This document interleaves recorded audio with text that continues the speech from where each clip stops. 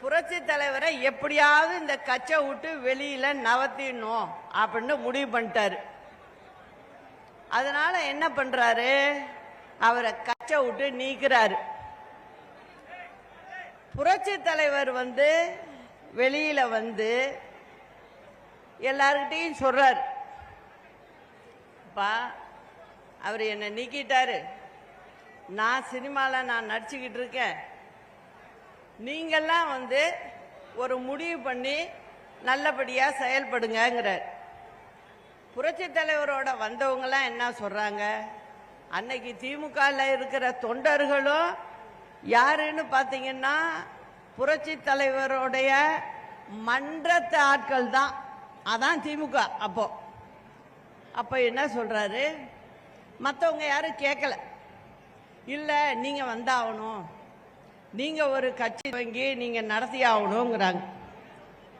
புரட்சி தலைவர் அந்த மாதிரி ஒரு எண்ணமே அவர்கிட்ட இல்லை. அதனால என்ன ஆகுது, புரட்சி தலைவருக்கு கையில கச்சோ ஒன்றும் இல்லை.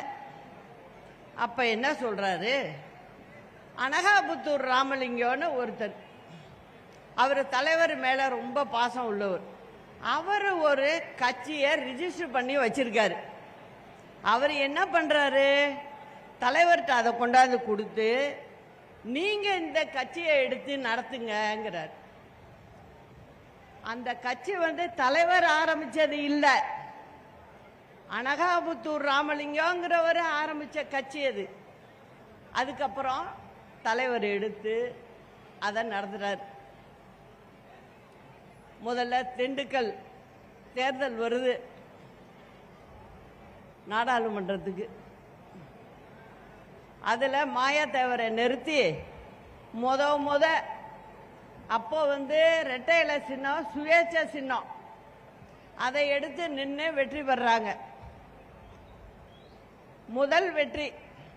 அதுக்கப்புறம் தலைவர் சட்டமன்ற தேர்தல் இதெல்லாம் நின்று வெற்றி பெற்று 3 முறை தலைவர் ஆட்சி பண்றாரு.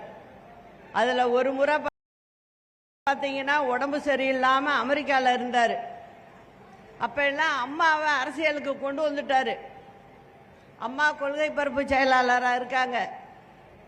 அந்த சமயத்தில் பிரச்சாரம் எல்லாம் அம்மா போய் பண்றாங்க. தலைவர் உயிரோட வருவாரு, உங்களையெல்லாம் பார்ப்பாரு, நான் சொல்றத நம்பி ஓட்டு போடுங்கிறாங்க. ஏன் அந்த வார்த்தை சொன்னாங்கன்னா, கருணாநிதி ஒரு பக்கம் பிரச்சாரத்தில் என்ன சொல்றாரு, தலைவர் இறந்து போயிட்டாரு, அவரை ஐஸ் பெட்டியில் வச்சிருக்காங்க, அதனால இந்த அம்மா பொய் சொல்லுது அப்படின்னு சொல்லி அவர் ஒரு பக்கம் மக்களை திசை திருப்பினார். ஆனால் அதெல்லாம் நடக்கலை. நல்லபடியாக தலைவர் வெற்றி பெற்று பதவி ஏற்றுக்கிட்டார். இப்படி தான் அதிமுகவுடைய வரலாறு. அதுக்கப்புறம் என்ன ஆகுது, 87ல் தலைவருக்கு உடல்நல சரியில்லாம போய் தலைவர் மறைகிறார். டிசம்பர் மாதம் 24ஆம் தேதி. அந்த நேரத்தில் அம்மா கொள்கை பரப்பு செயலாளராக தமிழ்நாடு முழுவதும் சுற்றுப்பயணம் போறாங்க. போய் நம்ம கழக தொண்டர்களோட அம்மா பயணிக்கிறாங்க. பார்ட்டி ஆபீஸ்ல உட்கார்ந்துட்டு அம்மா பேருக்கு பக்கத்தில் வெறும் கோப்பாசான்னு போட்டுக்கிட்டு உட்காரல, வேலை செஞ்சாங்க. கட்சி தொண்டர்களுடைய குறைகள் எல்லாம் கேட்டு தலைவர் இருக்கும்போது அவருக்கு என்னென்ன பிரச்சனை இந்த குடும்பத்தில், இவங்க வீட்டுக்கு வேலை வாய்ப்பு கேட்குறாங்க அப்படிங்கிறலாம் சொல்லி அவங்களுக்கு நல்ல விஷயங்களை எல்லாம் செஞ்சு கொடுத்தாங்க. அதனால அந்த தொண்டர்களுக்கு அம்மா மேல ஒரு தனி பிரியம். இது மந்திரியாருங்களுக்கு தெரியல.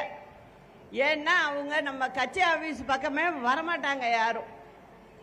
ஏன்னா அம்மாவை அப்பப்போ போய் பார்க்குறப்ப நான் போய் அம்மாவை அழைக்கலாம் போயிருக்கேன். அதனால எனக்கு நல்லாவே தெரியும்.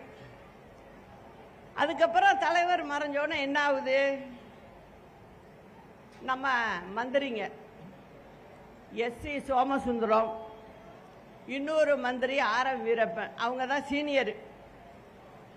2 பேருக்கும் என்ன ஆசை, யாராவது ஒருத்தங்க அவங்கவுங்க தனியாக நினைக்கிறாங்க நம்ம முதலமைச்சர் ஆயிடணும் அப்படின்னு சொல்லி அம்மாவை தவிர்க்கிறாங்க.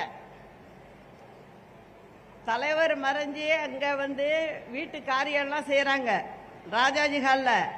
ஆனால் அம்மாவுக்கு இடம் அனுமதி இல்லை. அங்கே நாங்கள் தான் கூட நிற்கிறோம். இராணுவ வண்டியில் கொண்டு போய் வச்சதும் இராணுவத்தோட கண்ட்ரோலில் வந்துடும். அப்போ நீங்கள் வண்டியில் வந்து மலர் வளையம் வையுங்கன்னு சொல்கிறாங்க. அதே மாதிரி தான் நாங்கள் அதுக்கப்புறம் தான் போய் தலைவருக்கு அம்மா வைக்கிறாங்க.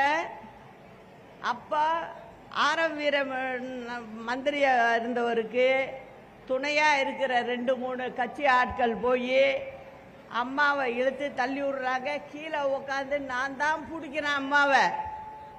இதெல்லாம் நடந்துச்சு.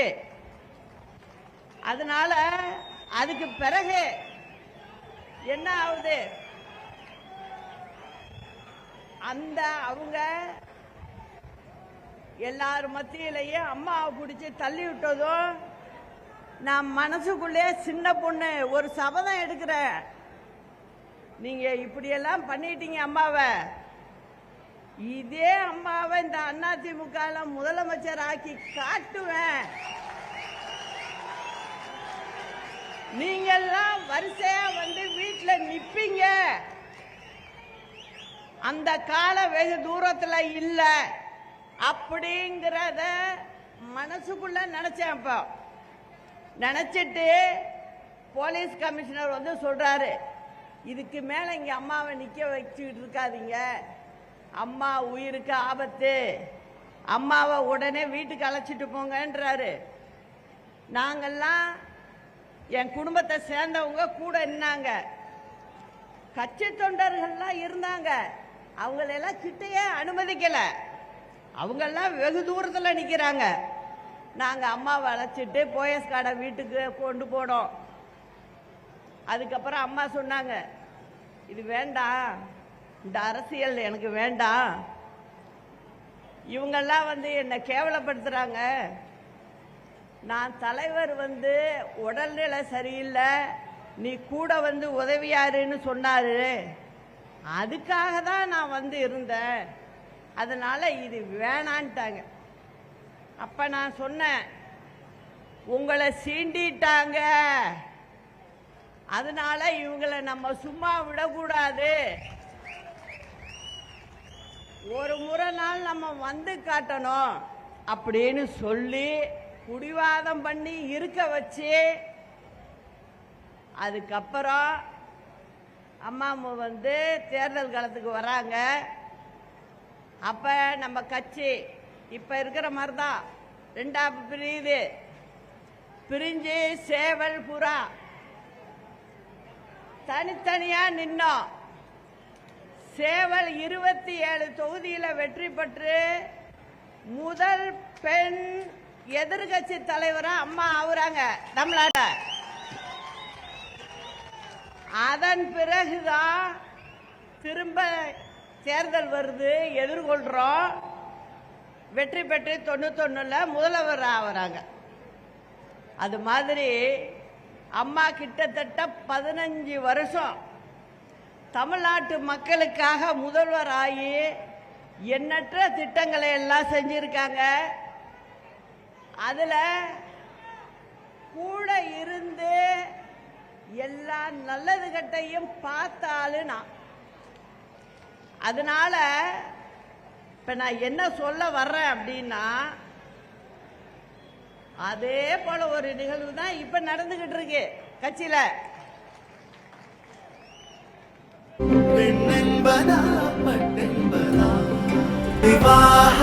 மணப்பெண்ணின் பிரத்யேகமான திருமணம் விவாஹா தி சென்னை சில்க்ஸ்.